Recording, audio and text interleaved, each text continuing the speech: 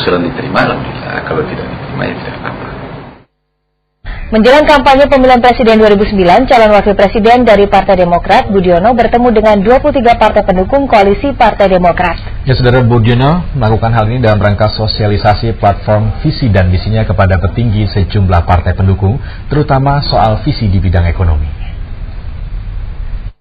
Label neoliberalisme yang pro-kapitalis pada diri cawapres Partai Demokrat Budiono oleh lawan-lawan politiknya memaksa dirinya untuk mensosialisasikan visi dan misinya pada 23 partai pendukungnya di markas Partai Demokrat di Jalan Teuku Umar tadi malam.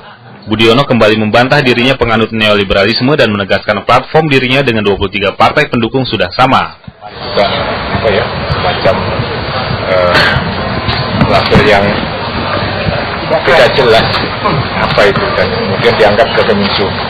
Sedangkan neolib itu sendiri tidak pernah kita laksanakan di Indonesia, itu tidak pernah. Program PLT, program PNPM itu, dan program-program lain dari pemerintah di bidang kesehatan, pendidikan, BOS, semua ini nggak ada dalam dunia neolib. Pertemuan ini sebagian besar dihadiri oleh ketua umum partai pendukung koalisi seperti Partai Keadilan Sejahtera, Partai Persatuan Pembangunan, dan PKB. Hanya Partai Amanat Nasional saja yang kembali tidak menghadirkan ketua umumnya Sutrisno Bahir. Namun ketua DPP PAN Hatta Rajasa maupun Sekjen PAN Zulkifli Hasan selalu mengelak dan mengembalikan pada Kongres PAN soal ketidakhadiran Sutrisno Bahir. Padahal saat itu Budiono belum dipilih SBY sebagai cawapresnya. Nah, itu Pak. Kan ada Sekjen. Jadi tidak ada apa-apa. Bukan sesuatu isu kalau tidak hadir itu. Kan tidak ada apa-apa. Kan ada ketua-ketua yang lain yang hadir. Ada sekjen, enggak ada gambar. Pertemuan antara Budiono dan 23 partai koalisi pendukung Partai Demokrat akan terus bertemu untuk menyesuaikan platform SBY Budiono sehingga dalam kampanye pemilu nanti semua partai mengusung platform yang sama. Sayangnya pertemuan itu minus ketua umum Partai Amanat Nasional, sehingga platform Budiono sepertinya tidak diterima secara bulat. Rahmat Supana melaporkan dari Jakarta. Tim KPK yang melakukan verifikasi jumlah harta kekayaan Presiden Susilo Bambang Yudhoyono menemukan adanya kenaikan harta SBY sebesar 15 hingga 20% dari laporan kekayaan yang diberikan pada tahun 2007. Ya, kenaikan harta kekayaan juga dicatat oleh Capres Megawati Soekarno Putri yang diperkirakan bertambah menjadi 60 miliar rupiah. Dan pada laporan kekayaan Capres dan Cawapres, Prabowo Subianto dilaporkan memiliki kekayaan tertinggi sebanyak 1,7 triliun rupiah dan Yusuf Kala sebanyak 253,9 miliar rupiah.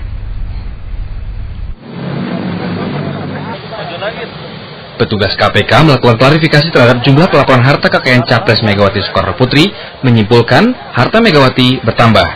Dari catatan KPK, harta Megawati bertambah 60 miliar rupiah. Dari sebelumnya pada tahun 2004 senilai 86,2 miliar rupiah menjadi sekitar 146 miliar rupiah. Sedangkan Cawapres Megawati Soekarno Putri, Prabowo Subianto, mencatatkan harta tertinggi senilai 1,7 triliun rupiah.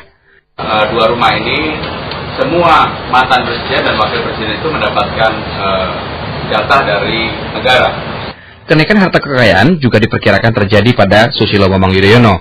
Begitu pula dengan cawapresnya, Budiono, yang naik harta kekayaannya sekitar 5 miliar rupiah dalam 2 tahun. Ada perubahan berkisar antara 15 sampai 20%. Pak, sebenarnya ada penambahan berkisar antara 15 sampai 20%. Cuma untuk angka tetapnya kita tunggu dulu beberapa jam karena mesti berita acara mesti ditandatangani oleh Pak SBY. Ya. Di baik tempat. Ya, penambahan kan bisa karena nilainya memang naik kan. Katakanlah kalau tanah kan tanah bisa naik. Oh, tanah nilai misalnya atau perhiasan bisa naik ya. Sedangkan Yusuf Kala mencatatkan diri sebagai capres dengan nilai kekayaan paling tinggi. Dari catatan KPK tahun 2004, harta Yusuf Kala tercatat 194 miliar rupiah. Namun tahun 2007, pundi-pundinya bertambah menjadi 253,9 miliar rupiah. Dari kenaikan data kekayaan ini, maka sudah pantas kiranya beberapa pihak meminta agar KPK serius mengusut kenaikan harta kekayaan para pejabat. Kalau kita membanding pemilu 2004 dan pemilu 2009, ada yang melonjaknya luar biasa. Padahal pada saat yang sama yang bersangkutan misalnya tidak dalam posisi menjabat lagi. Inilah yang tentunya harus bisa diusut oleh KPK agar masyarakat bisa disuguhkan dengan calon pemimpin yang jujur dan bersih. Tim Liputan SCTV melaporkan dari Jakarta.